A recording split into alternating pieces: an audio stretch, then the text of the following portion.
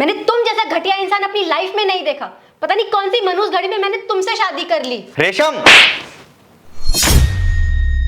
जिंदगी तो मेरी खराब हो गई है तुमसे शादी करके। तुम एक ऐसी औरत हो जिसे अपने पति पर शक करने के अलावा और कुछ नहीं आता। सच कड़वा ही लगता है। मैंने तुम्हें खुद देखा है ऑफिस की लड़कियों के साथ बाहर घूमते हुए।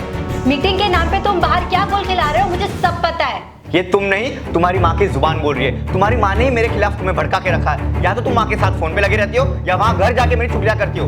देखो, हमारे झगड़े के बीच में मेरी माँ को मत लेके आओ वरना अच्छा नहीं होगा।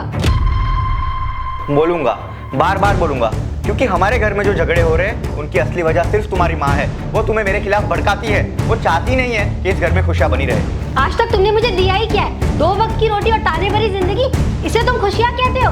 अरे तुम जैसे मतलबी इंसान से शादी करने से अच्छा था मैं कुंवारी रहती जिंदगी भर। अब तुम्हारा बहुत ज्यादा हो रहा है बोलना। पापा प्लीज आप लोग झगड़ा मत करो। Mummy please. ठीक है, समझा दो अपनी मम्मी को। अगर मेरे आगे बकवास की ना तो मुझसे बुरा कोई नहीं होगा। अरे ये बताने की जरूरत भी नहीं है, तुमसे बुरा कोई हो भी नहीं सकता है।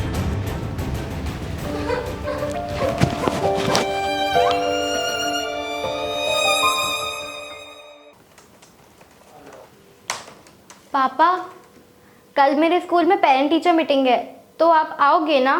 बेटा, मुझे ऑफिस का बहुत इंपॉर्टेंट काम है, मेरे पास टाइम नहीं है। तुम अपनी मम्मी को ले जाओ साथ में। हाँ बेटा, तुम्हारे पापा के पास दूसरों के साथ घूमने के लिए तो बहुत टाइम है, लेकिन अपनी बेटी के लिए कोई टाइम नहीं है। ऐसे झूठे इंसान से और उम्मीद ही क्या रख सकते हैं? क्यों, शगुन तुम्हारी बेटी नहीं है क्या? तुम उसे मीटिंग में क्यों नहीं ले जा रही हो? और वैसे भी पूरा दिन अपनी मम्मी के साथ फोन पे बात करने से अच्छा अपनी बच्ची पर ध्यान दो। देखो, अब मैं तुमसे आखिरी बार बोल रही हूँ, मेरी माँ को बीच में मत लाया करो। अगर तुम्हें अपनी माँ के लिए इतना ही बुरा लग रहा है ना तो हमेशा के लिए उनके घर चली जाओ। अच्छा, तो तुम्हें गुलछर्रे उड़ाने के लिए मुझसे अलग होना है? तो ठीक है, दे दो मुझे डिवोर्स। मुझे भी कोई इंटरेस्ट नहीं है तुम्हारे साथ रहने में। मुझे भी ऐसी औरत के साथ रहने का कोई शौक नहीं है जिसका दिमाग उसकी माँ के कहने पर चलता है। मम्मी पापा, ये आप लोग क्या कर रहे हो? इतनी छोटी सी बात को इतना बड़ा इशू क्यों बना रहे हो? शांत हो जाओ ना आप दोनों। नहीं बेटा, अब फैसला हो चुका है, मुझे तुम्हारी मम्मी के साथ रहना ही नहीं है। मैं जल्द डिवोर्स पेपर रेडी करवाऊंगा।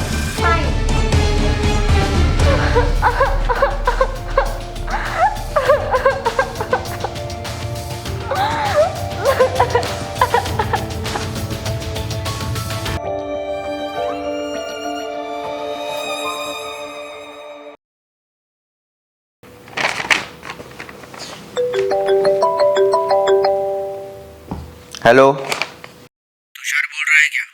हाँ कौन? पापा मुझे बचा लो पापा प्लीज। ये लोग ने मुझे किडनैप कर लिया है। शगुन बेटा, तुम कहाँ हो? मुझे बताओ, मैं अभी तुम्हें लेने आता हूँ। बेटा बेटा, पापा मुझे नहीं पता ये लोग मुझे किडनैप करके कहाँ लाए हैं। और पापा ये लोग ऐसा कह रहे हैं कि इन्हें 5 लाख रुपए दो वरना। शगुन बेटा, मैं मम्मी, तुम बिल्कुल घबराना नहीं, हम है ना। भैया देखो, आपको जो चाहिए मैं आपको दूंगी, लेकिन मेरी बेटी को कुछ नहीं होना चाहिए भैया, प्लीज। शगुन मुझे बचा लो मम्मी।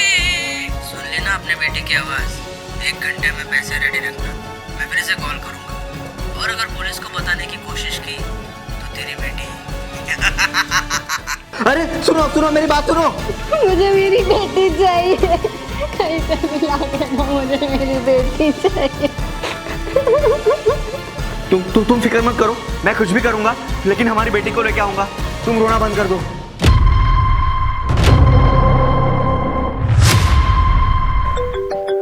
उनका ही फोन है। हेलो हेलो, पैसे रेडी है? गुड, जल्दी से स्टेडियम रोड पे आ जाओ, मेरा आदमी तुम्हारा इंतजार कर रहा है। हम अभी आ रहे हैं भैया, हम अभी आ रहे हैं। चलो।